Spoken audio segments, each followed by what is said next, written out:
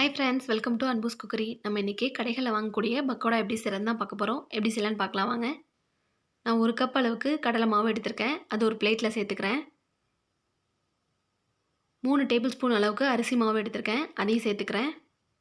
1 table spoon அளவுக்கு சோம்பு எடுத்திருக்கேன். அதையும் சேர்த்துக்கலாம். ஒரு கொத்து கருவேப்பிலை சேர்த்துக்கிறேன்.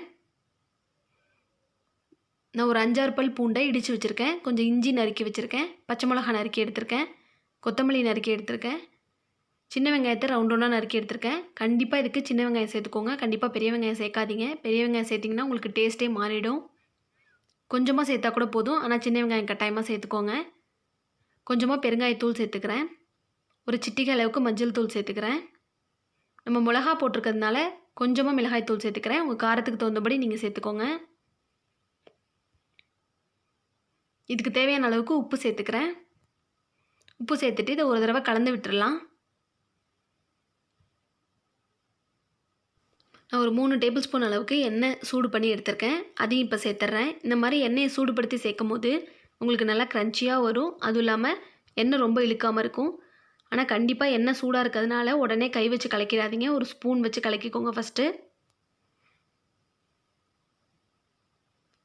நல்லா இந்த மாதிரி கலந்து விட்டுட்டு ஆறுனதுக்கப்புறமா நல்லா கை வச்சு பிசைஞ்சுக்கோங்க. எண்ணெய் ஊற்றிருக்கிறதுனால இந்த மாதிரி பிடிச்சி பார்த்தீங்கன்னா கொஞ்சம் பிடிக்க வரும். நல்லா எல்லாமே கலக்கிற மாதிரி ஒரு தடவை பிசைஞ்சிட்டதுக்கப்புறமா நான் முந்திரி பருப்பு சேர்த்துக்கிறேன். இது டேஸ்ட்டுக்காக தான் சேர்த்துக்கிறேன். உங்களுக்கு வேணும்னா சேர்த்துக்கோங்க.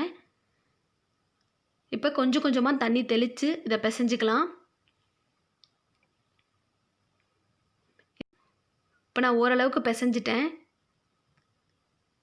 இப்போ இந்த மாதிரி எடுத்து பிடிச்சி பார்த்தீங்கன்னா இந்த மாதிரி பிடிக்க வரும். இப்படி போட்டிங்கன்னா ரொம்ப உதிரியாக கொட்டுச்சுன்னா இன்னும் கொஞ்சம் தண்ணி சேர்த்துக்கோங்க. நான் இப்போ இன்னும் கொஞ்சம் தண்ணி சேர்த்துட்டேன். இப்போ போட்டோம்னா நல்லா கட்டிகளாக விழுது பாருங்கள். இந்த அளவுக்கு இருக்கணும். இப்போ நான் ஒரு கடாயில் எண்ணெய் வச்சுருக்கேன். ஃபஸ்ட்டு ஒன்று உள்ளே சேர்த்து பார்க்குறேன் எண்ணெய் சூடாகிடுச்சான்னு. எண்ணெய் நல்லா சூடாகிடுச்சு. இப்போ அடுப்பை லோ ஃப்ளேமில் வச்சுக்கலாம். லோ ஃப்ளேமில் வச்சுட்டு கொஞ்சம் கொஞ்சமாக கையில் எடுத்து இந்த மாதிரி அங்கங்கே உதிர்த்து விட்டுருங்க.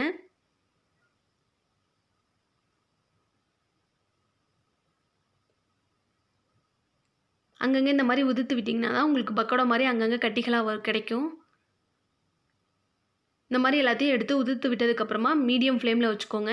பக்கோடா உடனே கலக்கிடாதீங்க. ஓரளவுக்கு வெந்ததுக்கப்புறமா இன்னொரு பக்கத்தை லைட்டாக திருப்பி விடுங்க.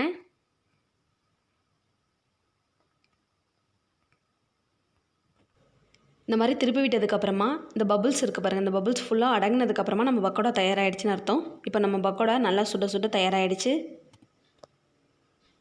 இதை நீங்களும் கண்டிப்பாக ட்ரை பண்ணி பாருங்கள். இதில் நீங்கள் கொத்தமல்லிக்கு பதிலாக கீரை கூட சேர்த்து செய்யலாம். இது ஒரு நல்ல ஸ்நாக்ஸ் மட்டும் இல்லை, நம்ம சாதத்துக்கெலாம் தொட்டு சாப்பிட்றதுக்கும் ரொம்பவே சூப்பராக இருக்கும். இந்த ரெசிபி உங்களுக்கு பிடிச்சிருந்தா மறக்காமல் அன்பூஸ் குக்கரிக்கு சப்ஸ்கிரைப் பண்ணுங்கள். தேங்க்யூ ஃபார் வாட்சிங்.